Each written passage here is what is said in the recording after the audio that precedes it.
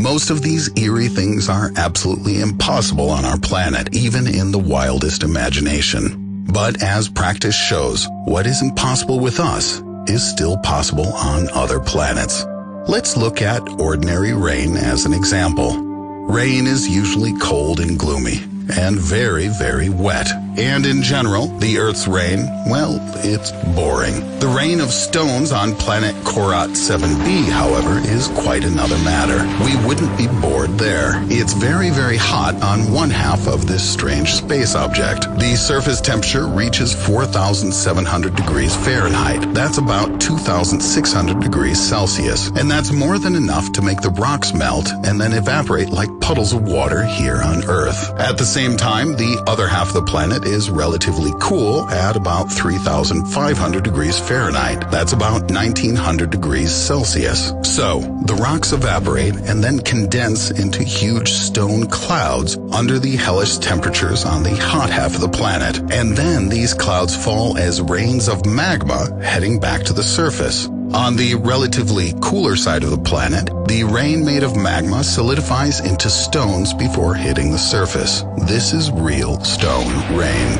Can you imagine seeing this with your own eyes? But wait, this next place will astonish you even more. HD 189773b is an exoplanet located 63 light-years from us. It's slightly larger than Jupiter in size, and most likely you will agree with me if I say that it looks awesome. Can you possibly imagine what horror lies behind all this beauty? Its fantastic appearance is due to the fact that the atmosphere of the planet consists mainly of silicate particles. Think sand or glass. It also rains at a temperature of 1,700 degrees Fahrenheit. That's 930 degrees Celsius. And it has winds that often reach 5,400 miles per hour. That's 8,700 kilometers per hour, which is 7 times faster than the speed of sound. This is even more terrifying than the rains on the previous planet. Here, they're as clean as glass. Just imagine the scene. Clouds are coming from behind the horizon. Echoes of thunder crack through. The wind surges to a speed of 1.24 miles per second. And finally, the sky explodes with pouring rain. Masses of glass are tearing through the atmosphere and into you at insane speeds. If such a storm suddenly arose on Earth at the same wind speed, it would fly around our planet at the equator in just 5 hours and 33 minutes. Local residents would feel it quite powerfully. But speaking of winds, really, this is nothing. This puny little storm is just a breeze compared to the wind that blows on planet HD 189733b. The temperature on the solar-facing side of the gas giant often reaches a mind-boggling 1,770 degrees Fahrenheit, and the temperature on the dark side is usually no lower than 1,270 degrees Fahrenheit, or about 700 degrees Celsius.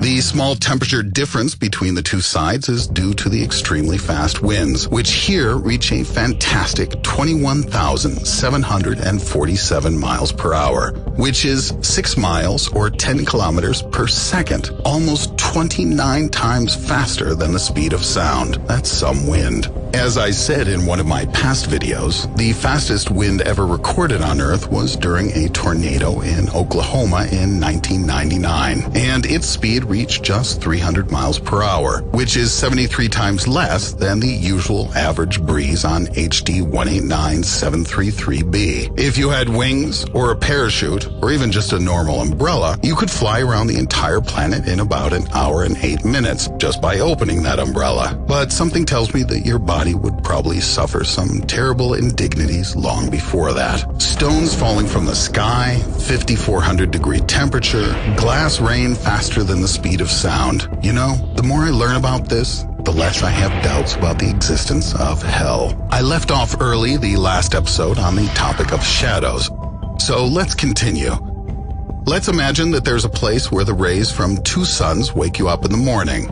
You could also watch 2 or even 3 sunsets at almost the same time in the evening. Previously, it seemed like a fantasy. and was possible only in Star Wars, until we discovered the amazing Kepler-16b exoplanet, which orbits in a system of 2 stars in the Cygnus constellation. 2 suns rise and set on the horizon of this planet. And if my shadow was suffering the despair of loneliness here on Earth, then on Kepler-16b it would have a friend. Although, most likely, if I could somehow teleport to this planet, then in a moment I would certainly die from the heat and lack of air. But if you allow me the luxury of a super-duper spacesuit, and I somehow stayed alive, in general, 2 suns and 2 shadows is certainly cool, but not as cool as 3 suns and 3 shadows. Astronomers have discovered an even more amazing object, HD 13199AB, relatively recently. This new planet broke all previous records. It revolves around 3 suns at once. It also has a giant mass, 4 times larger than Jupiter's, and an unusually long orbit. A 1-year revolution of the exoplanet around its 3 stars takes 550 of our terrestrial years. And as the planet spins quite slowly, the 3 suns only descend from the sky in about half of this time. Imagine that you wouldn't see a single sunset for 275 years. This all happens 340 light years from our Earth, which is 300 light years further than our next exhibit, the planet ocean Gliese 1214b. You all know that water occupies 70% of the surface of our planet, but in our case, it's only 0.005% of the total mass of our planet. Scientists believe that on our distant neighbor, water could be up to 10% of the total mass of the whole planet. This means that Gliese 1214b is completely covered by a huge ocean reaching hundreds of kilometers in depth.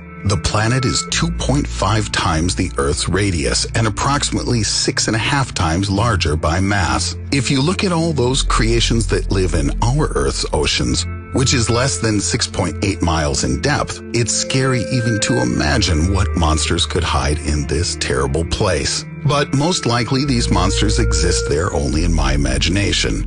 In fact, the bottom of this huge ocean is under such incredible pressures that life there is, in principle, impossible. It's known only that the water at the bottom of this mega ocean could likely be an exotic form of ice, known as Ice 7. However, all my searches for information regarding this strange substance were unsuccessful. I still don't understand what the reality of this ice really is, in addition to the fact that it doesn't look like ice in the usual, normal, earthly sense, as it is apparently not cold at all, but is still solid in form. If you have a broader knowledge regarding this topic, please tell me about it in the comments.